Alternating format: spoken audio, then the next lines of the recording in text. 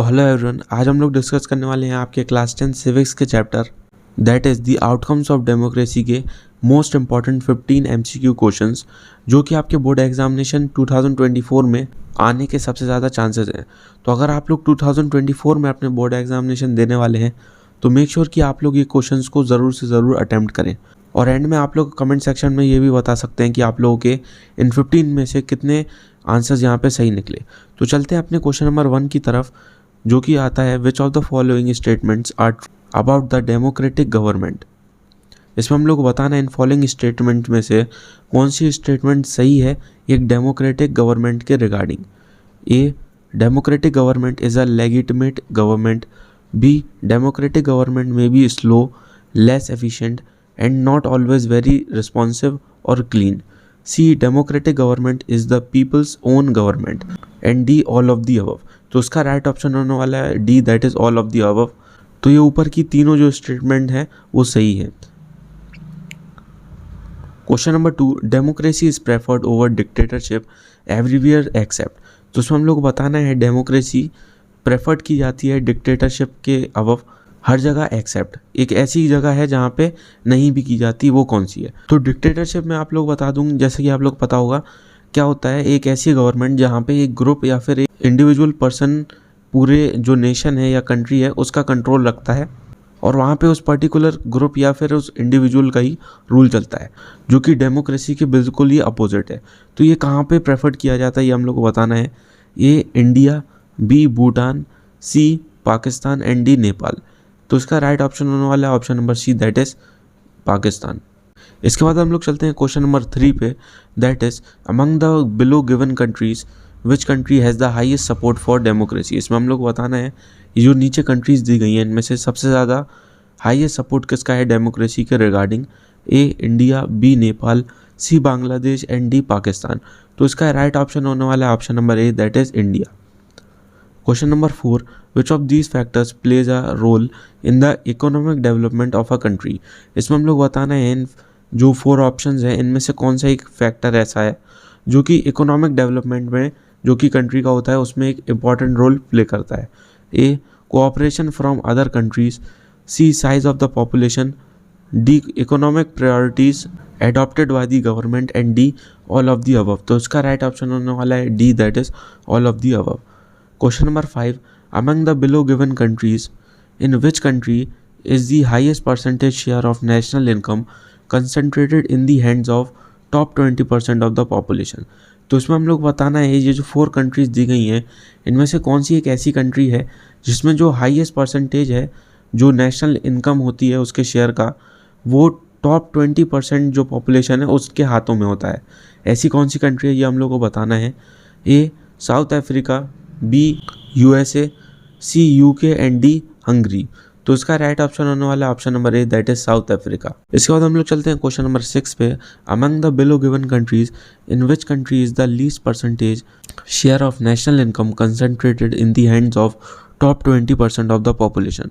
तो उसमें हम लोग को बताना है इनमें से कौन सी कंट्री ऐसी है जिसमें जो लीस्ट परसेंटेज शेयर होता है नेशनल इनकम का जो उसकी टॉप 20% पॉपुलेशन है उसके हाथों में होता है। Option A, Denmark, B, Hungary, C, Russia and D, Brazil. तो इसका राइट ऑप्शन होने वाला है option number B, that is Hungary.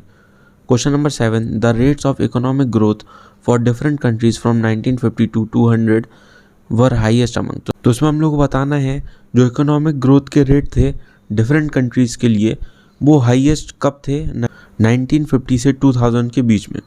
Options are option A, all democratic regimes, B, poor countries under dictatorship, C, poor countries under democracy and D, all dictatorial regimes।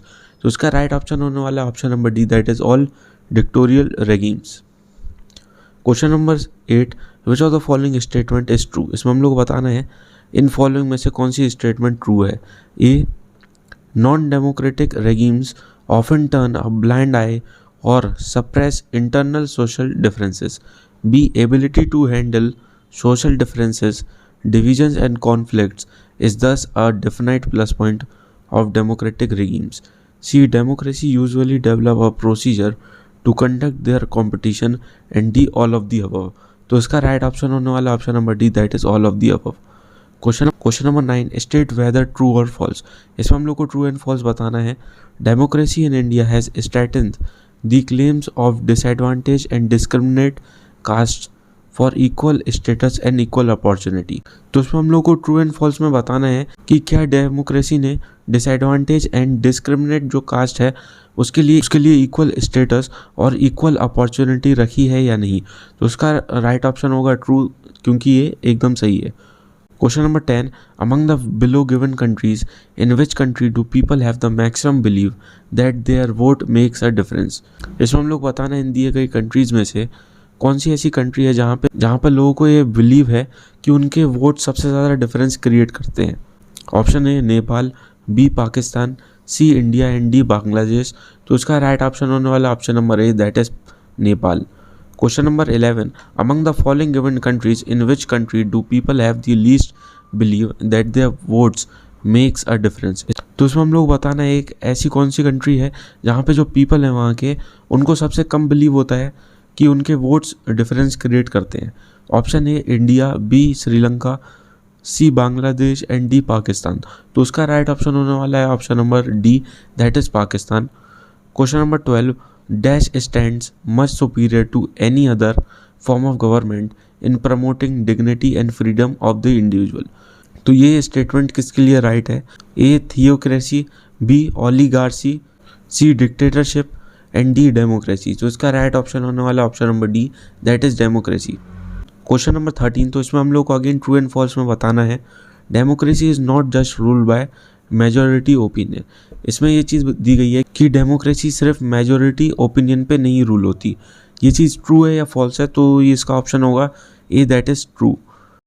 इसके बाद हम लोग चलते हैं क्वेश्चन नंबर 14 पे, विच of the following statement is true. इसमें हम लोग को बताना है इन फॉलोइंग स्टेटमेंट में से कौन सी स्टेटमेंट ट्रू है। Option A, in a democracy the majority and minority opinions are not permanent. B, in democracy it is necessary that rule by the majority does not become rule by the majority community in terms of religion or race or linguistic group. C, democracy remains democracy only as long as every citizen has a chance of being in the majority at some point of time. D, all of the above. तो इसका right option होने वाला है option number D, that is all of the above. इसके बाद हम लोग चलते हैं क्वेश्चन नंबर 15 पे, जो कि अगेन एक ट्रू एंड फॉल्स में आप लोगों को दिया गया है। In democracies there can be a very high degree of economic inequality. इसमें हम लोग बताना है डेमोक्रेसी में इसकी बहुत ज़्यादा चांसेस हो सकते हैं कि उसमें एक इकोनॉमिक इनइक्वालिटी हो। तो ये चीज़ ट्रू है या फॉल्स है? तो उसका राइट ऑप्शन होने वाला है option number A, that is true. तो यहाँ पे हम लोगों ने 15 मोस्ट इंपॉर्टेंट MCQ क्वेश्चंस देखे आप लोगों के जो क्लास 10th का चैप्टर है आउटकम्स ऑफ डेमोक्रेसी के। तो इसी टाइप से हम लोग के बहुत से और चैप्टर्स के भी इसी टाइप से सेशंस ऑलरेडी अपलोडेड हैं चैनल पे। वो चीज़ आप लोग को डिस्क्रिप्शन में मिल जाएंगे, उसके लिंक वहाँ से जाके भी आप लोग उन्हें वॉच कर सकते हैं। और आप लोगों को कमेंट सेक्शन में बताना है कि आप लोग इन 15 में से कितने आंसर्स यहाँ पे सही निकले। तो आज की इस वीडियो में इतना ही था। मिलते हैं आप लोग से नेक्स्ट वीडियो में, तब तक के लिए take care and thank you.